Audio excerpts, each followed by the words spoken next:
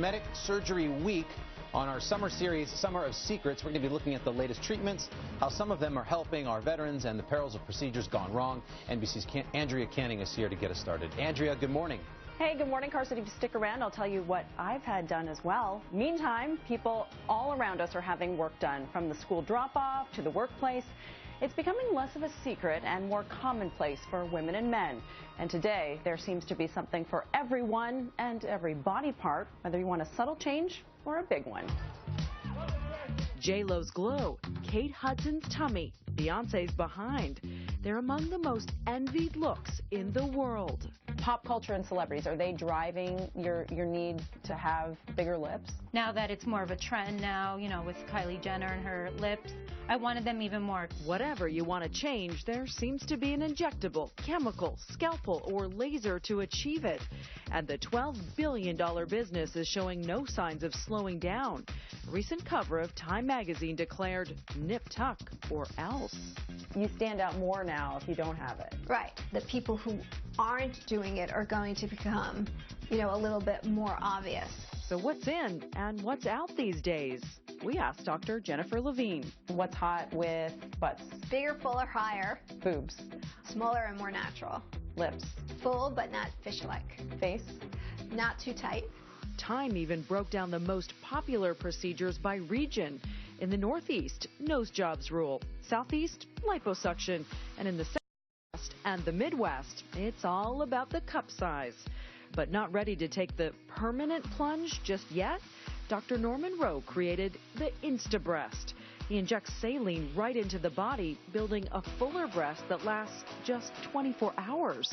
This is like test driving a Ferrari? That's exactly what it is. It's kind of like try it before you buy it. I've always been curious about how I would look with actual permanent breast implants. In 20 minutes, Shayna Whitehead went from an A to a C cup. It feels like just a little squishy, like I said, natural and not too overwhelming.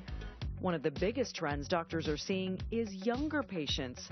Catherine Fagan, our Kylie lookalike, opted for Botox at just 25. You don't have any wrinkles, barely. I kind of want to prevent the small lines that are kind of forming.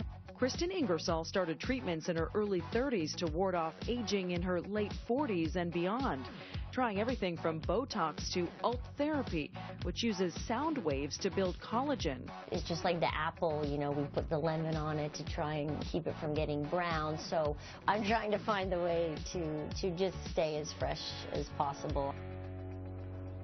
I hear you. As a 42-year-old mom of 5 girls, I've made the choice to try some procedures too. I started in my early 30s with a little Botox, and I also just tried Ultherapy, the procedure that you just saw in the piece. It's the only FDA-approved procedure to lift, tighten, and tone skin using ultrasound. And Carson, this is where you're supposed to announce to the world that I look like I'm about 25. You do. Why did you start in your 30s, Andrea? Was that sort of preventative for to reverse aging for later? It really was. I was thinking ahead. Also, I do have lines in my forehead that I don't love, and so it just instantly they're gone. So it felt like such a nice quick fix. And I really was thinking down the road, because here I am now. I started in my early 30s, and here I am now 42. So it creeps up on you fast. Well, you look great, Andrea. Thanks so much for that. Let's bring in Sarah, a contributing editor at New Beauty Magazine. Sarah, good to have you here. Absolutely. This is a very personal decision, the idea of going under the knife for plastic surgery in general. Isn't that right? It's different for everybody. Exactly. And it's a personal choice. So some may choose to age gracefully and love those wrinkles that give you the experience, or some may want to take away some of those years. Let's just walk through some of the decades here. Obviously, in your 20s and your 30s, you think you've got absolutely nothing to worry about. Right. So this is when prevention is key here. And so what you're going to do is you're going to use different fillers, different injectables, which are really going to slow that aging process down. And so what an injectable is an injectable you're going to use like around the eye area, the forehead area, and that's going to constrict the muscle movement. So you're going to slow down that aging process. Where fillers are exactly just that. They're going to fill in the hollows or the fine lines and wrinkles. So you see that a lot for the under eye circles, and then also for like the nasolabial folds. So is there a lot of 20 and 30-year-olds having fillers and injectables? Yes, it's becoming more popular just because it does help to prevent the wrinkles from forming on your skin. Wow. All right, let's keep moving down the line here. So then working into your 40s. This is the age where you really start to see aging first appear. So it could be lifestyle related.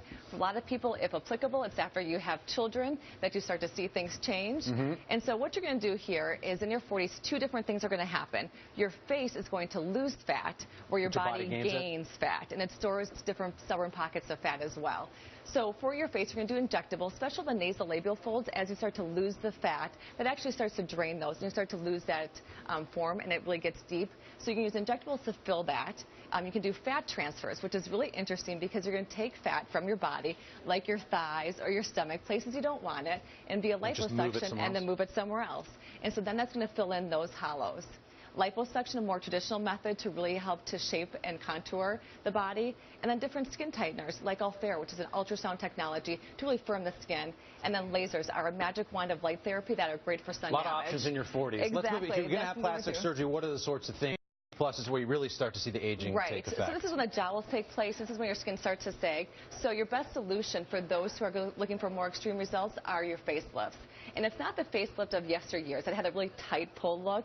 It's actually going to be more about recontouring the skin and working with the muscles and the tissue, and then neck lifts for the jowls. Sarah, thank you so much. We're going to have much more on this, of course. Fantastic Forecast is here. We'll chat with them in just a little bit, but first, your local news and weather.